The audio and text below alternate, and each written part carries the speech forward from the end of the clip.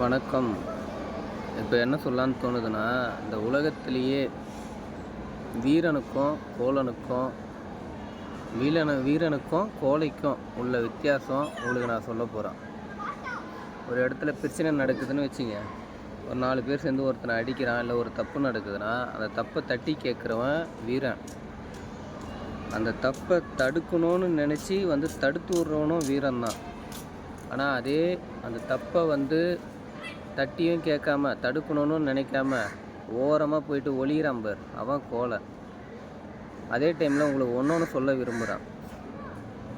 அந்த தப்பை ஒரு வீடியோவை பிடிச்சி இல்லை ஒரு ஃபோட்டோவாக பிடிச்சி வெளிப்படுத்துகிறான் பாருங்கள், உலகத்தில் எல்லாருக்கும் வெளிப்படுத்துகிறான் பாருங்கள், அவனும் வீரன் தான். ஆனால் அதே சமயத்தில் இன்னொரு கோலை இருக்கான். அந்த அந்த அந்த வீடியோவுக்கும் அந்த ஃபோட்டோவுக்கும் ஒரு லைக் பண்ண முடியாமல், தன்னுடைய கருத்தை வெளியே சொல்ல முடியாமல் பயப்படுறான் பாருங்க, அவன் மிகப்பெரிய கோலை.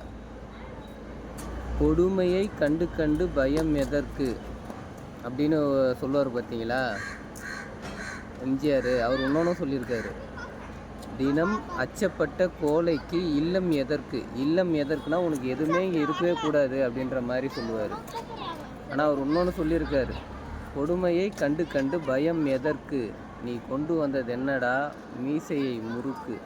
இது எம்ஜிஆர் சொன்னதுக்காக நான் சொல்லலை, பொதுவாகவே அது நல்ல வார்த்தை, அதுக்காக தான் நான் சொல்கிறேன்.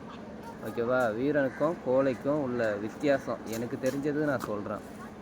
தவறு நடந்தால் தட்டி கேளுங்க, சப்போஸ் அதை வெளிப்படுத்தவாவது முயற்சி பண்ணுங்கள். அதே சமயம் ரொம்ப கோழையாக இருந்து நீங்கள் வாழ்கிறதே வேஸ்ட்டு.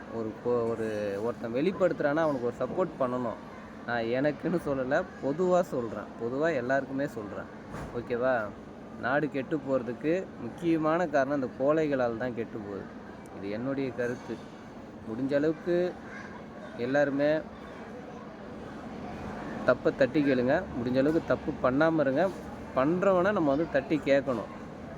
ஓகேவா? இதுதான் என்னுடைய கருத்து.